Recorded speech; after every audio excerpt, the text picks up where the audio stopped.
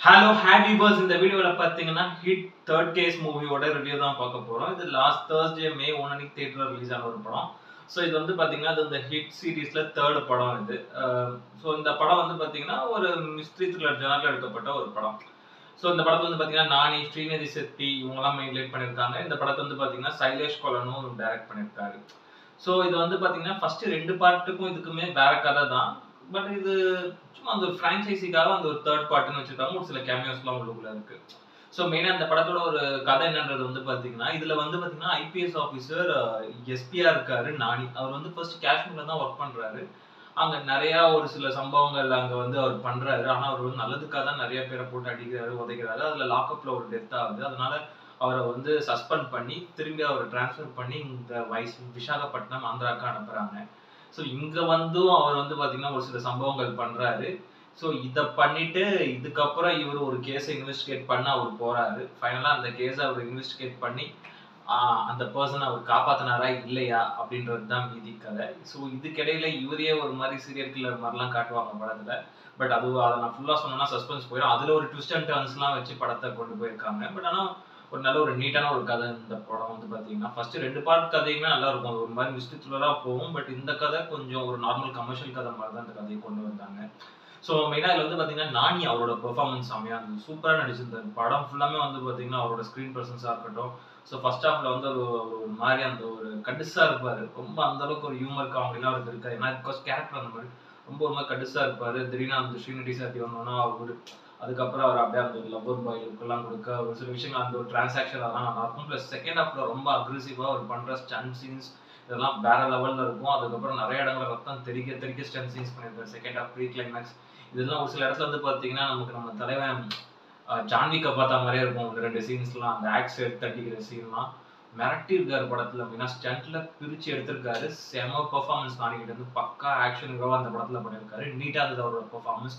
ஆக்டிங்க பொறுத்தவரைக்கும் செமையா பண்ணியிருந்தாரு. மொத்த படத்தையும் ஷோல்டர்ல வச்சு தூக்கி போயிருந்தாரு. ரொம்ப நல்ல நீட்டான ஒரு கேரக்டர் நானிக்கு. ஒரு நல்ல ஸ்கிரிப்ட் தான் அவர் சூஸ் பண்ணியிருக்காருன்னு சொல்லுவோம். பிரமாதமா நடிச்சிருந்தாரு. அதே மாரி ஸ்ரீநிதி ஷெட்டி அவங்களும் சும்மா பேருக்குன்னு வர ஹீரோயின் மாரி இல்லாம படத்துக்கு ரொம்ப முக்கியமான ஒரு கேரக்டர் குடுத்துருக்காங்க. அவங்களும் வந்து பார்த்தீங்கன்னா, ஏஎஸ்பி, ஐபிஎஸ் ஆஃபீசரா அவங்களுக்கு ஒரு முக்கியமான ஒரு ரோல் படத்துல. அது ஒரு ட்விஸ்ட் இருக்கு இந்த படத்துல பார்த்தீங்கன்னா தெரியும். ஃபர்ஸ்ட் நம்ம யாரும் ஒரு நார்மல் ஹீரோயின் தான் நெனச்சுட்டு இருப்போம். ஜஸ்ட் சிம்பிளான ஒரு கேரக்டர் படத்துல ஒரு பேருக்கு வர ஹீரோயின் கேரக்டர்னா. அப்புறம் அதுல ஒரு ட்விஸ்ட்லாம் இருக்கு.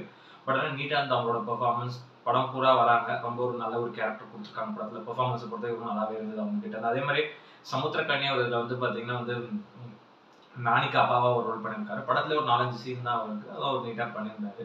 மெயினா சூர்யா ஸ்ரீனிவாஸ் அவரும் இதுல வந்து ஒரு ஐபிஎஸ் ஆஃபீஸரா பண்ணியிருக்காரு. அவருக்கு ஒரு முக்கியமான ஒரு கேரக்டர் இந்த படத்துல. அவரும் ஃபுல்லா நானி கூட வரக்கூடிய அந்த ஒரு கேரக்டர் ரோல் தான். அத ரொம்ப நல்லா நீட்டாவே பண்ணியிருந்தாரு. மெயினா ராவ் ரமேஷ் அவரு இதுல வந்து ஒரு முக்கியமான அந்த ஒரு ஏடிஜிபியா ஒரு ரோல் ஒண்ணு பண்ணியிருக்காரு. ஒரு இந்த போலீஸ் குரூப்போட ஒரு ஹெட்டுக்கு ஒரு ரோல். அது வந்து ரொம்ப நல்லா நீட்டா அவரும் பண்ணியிருந்தாரு. மெயினா அதுல வந்து பார்த்தீங்கன்னா வந்து ரவீந்திர விஜய் அவரு இதுல ரொம்ப ஒரு முக்கியமான ஒரு கேரக்டர் பண்ணியிருக்காரு. ஒரு கேரக்டர் அது வந்து படத்துல ரொம்ப ரொம்ப நல்லா சூப்பரா ப்ளே ஆகும் ஒர்க் அவுட் ஆயிருந்தது. நல்லா அவரும் நல்லா நீட்டா நடிச்சிருந்தாரு. மெயினா பிரதீக் பாபர் அவர் தான் அந்த படத்துல மெயின் அந்த ஒரு சைக்கோங்களுக்குலாம் ஒரு ஹெ தலைவன். ஒரு முக்கியமான ஒரு வில்லன் நெகட்டிவ் ஷேடா ஒரு கேரக்டர். நல்லா இருந்தது அவரோட கேரக்டரும் படத்துல வந்து. அவரு நல்லா டீசென்ட்டாவே நடிச்சிருந்தாரு. மெயினா இதுல வந்து பார்த்தீங்கன்னா, கேமியோ வந்து 2 பேர் வராங்க. ஒண்ணு வந்து ஆர்வி சேஷ் அவர் இது வந்து ஹிட் செகண்ட் கேஸோட ஹீரோ. அவரு இதுல வந்து ஒரு கேமியோ வராரு. அந்த பிகாஸ் எப்படி பார்த்தாலும் இது வந்து அந்த ஹிட் யூனிவர்ஸ் தான். ஸோ அந்த யூனிவர்ஸ்ல இருந்து இங்க வராரு ஹீரோவ காப்பாத்துறதுக்கு. அதே மாரி கார்த்தி அவரும் ஒரு கேமியோ பண்ணியிருக்காரு. 4த் கேஸ்ல நடிக்க போறோம் அப்படின்னு சொல்லிட்டு.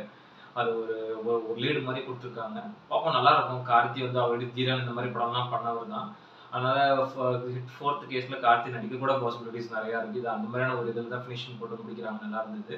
ஸோ மெயினா வந்து பார்த்தீங்கன்னா, மியூசிக்க பொறுத்தவரைக்கும் மிக்கி ஜே மேயர் அவர் தான் படத்துக்கு மியூசிக் பண்ணியிருக்காரு.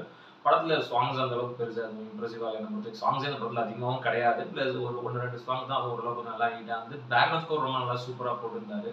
ஸோ படத்துல நெறைய இடங்கள்ல ஒர்க் அவுட் ஆகுது. எஸ்பெஷலி அந்த செகண்ட் ஹாஃப்ல அந்த ஒரு அருணாச்சல் பிரதேஷ்ல அந்த ஒரு குடோன்குள்ள போனதுக்கப்புறம் அங்க நடக்கிற ஸ்டண்ட் சீன்ல போட்ட பேக்ரவுண்ட் ஸ்கோர்லாம் ரொம்ப நல்லா சூப்பரா இருந்தது. மெயினா சவுண்ட் டிசைன் டீம் ரொம்ப நல்லா சூப்பரா ஒர்க் அவுட் பண்ணியிருந்தாங்க. அதே மாரி வந்து சானு ஜான் வர்கீஸோட சினிமாட்டோகிராஃபி இந்த படத்துக்கு பெரிய ப்ளஸ்ன்னு நான் சொல்லுவேன். ஏன்னா அந்த ஒவ்வொரு கேமரா ஆங்கிள்ஸா இருக்கட்டும், படத்தோட ஸ்டார்ட்டிங்ல அந்த காட்டுக்குள்ள ஒரு வைட் ஆங்கிள் ஷாட் இருக்கும். அதுல இருந்து டுவர்ட்ஸ் எண்ட் வரைக்கும் அந்த செகண்ட் ஹாஃப்ல நடக்கக்கூடிய அந்த ஒரு ஸ்டண்ட் சீன்ஸ் அதெல்லாமே கன்டினியூஸ் ஸ்டண்ட் சீன்ஸ் இருக்கும். அந்த அளவுக்கு சூப்பரா அந்த கேமரா ஆங்கிள்ஸ்லாம் வச்சு மெயினா அந்த ஒரு டிஏ ஒர்க் இருக்கட்டும் ரொம்ப பிரமாதமா பண்ணியிருந்தாரு. சினிமாட்டோகிராஃபிய பொறுத்தவரைக்கும் ரொம்ப தரமா இருந்தது இந்த படத்துல. அதே மாரி கார்த்திகா ஸ்ரீனிவாசோட எடிட்டிங்கும் இந்த படத்துக்கு ஒரு பெரிய ப்ளஸ்ன்னு நான் சொல்லுவேன்.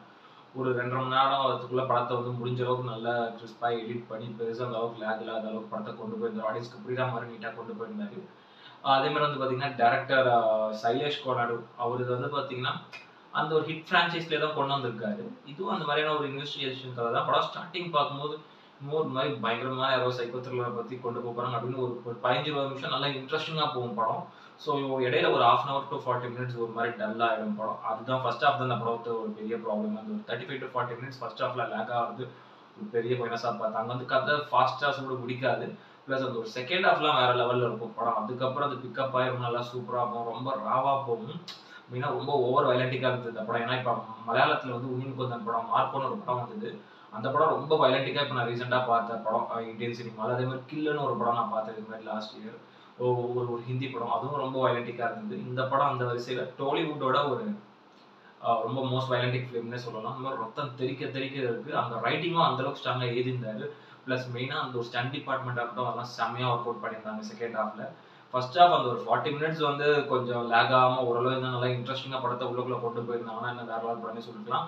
பட் நிறைய இடங்கள்ல சூப்பராக இருந்தது படம். வந்து அவ்வளோ இன்ட்ரெஸ்டிங்காக அடுத்து யார் மெயினாக அவன் யார் அப்படின்னு கொண்டு போகிறது. ப்ளஸ் அந்த ஒரு செகண்ட் ஹாஃப்ல வந்து அந்த ஒரு கேமிங்லாம் வைக்கிறது உள்ளுக்குள்ள அந்த சைக்கோஸ் இது எனக்கு பார்க்கும்போது வந்து பார்த்தீங்கன்னா நிறைய படங்கள் ஞாபகம் வந்தது. இது வந்து இந்த 1001 செகண்ட் ஹாஃப்ல ஒரு சீன் ஒன்று வரும். ஒரு பெரிய குண்டை வச்சு சுற்றி மக்களெல்லாம் அடிப்பான். அந்த சீன்லாம் ஞாபகம் வந்தது இந்த படத்துக்குள்ள. மெயினாக சைக்கோஸ்லாம் இந்த மாதிரிலாம் பண்ணுவாங்க அப்படின்றதுக்காக அந்த மாதிரி ஒரு சில விஷயங்கள்லாம் வச்சிருக்காங்க. இப்போ ரீசெண்டாக நான் பார்த்த படம் வந்து பார்த்தீங்கன்னா இந்த ரெட்ரோ. அந்த படத்துலையும் வந்து பார்த்தீங்கன்னா அந்த செகண்ட் ஹாஃப்ல அந்த வில்லன் வந்து பார்த்தீங்கன்னா அப்பாவி மக்கள் வந்து அடிச்சு கொண்டு அவங்கள சாவடிக்கிறத ரசிப்பான். அந்த மாதிரி தான் இந்த படமே வந்து செகண்ட் ஹாஃப் ஃபுல்லாக இருக்கும் அந்த வில்லனோட கேரக்டர் அப்படின்ற போது நிறைய ரெஃபரன்சஸ் எனக்கு இந்த படத்தை பார்க்கும்போது நிறைய படங்கள் ஞாபகம் வந்தது. பட் ஆனால் மேக்கிங்காக பொறுத்த வரைக்கும் செம தரமான ஒரு மேக்கிங்கு சூப்பராக பண்ணியிருக்காங்க படத்தில். மெயினாக ஸ்டன் டிபார்ட்மெண்ட் டீமுக்கு பெருசாக பாராட்டலாம். அந்த கேமரா சினிமோட்டோகிராஃபி அந்த ஸ்டன் டிபார்ட்மெண்ட் டீம் ரொம்ப பிரமாதமாக இந்த படத்துக்காக உழைச்சிருக்காங்க. நானி வேற லெவல் எஃபெக்ட் போட்டிருக்காரு. கண்டிப்பாக இந்த ஸ்டண்ட் அப்லாம் அவர் நிறைய இடத்துல இன்ஜுரி ஆயிருக்கும். ஏன்னா பார்க்கும்போதே தெரியுது அந்தளவுக்கு ரொம்ப லைவ்லியாக இருந்தது ஸ்டண்ட். ஒவ்வொரு சீன்ஸுமே அவ்வளோ பிரமாதமாக நடிச்சிருந்தாரு. கண்டிப்பாக அதெல்லாம் அவர் பாடி ஃபிட்னஸ் இருந்தால் தான் இந்த மாதிரிலாம் பண்ண முடியும்.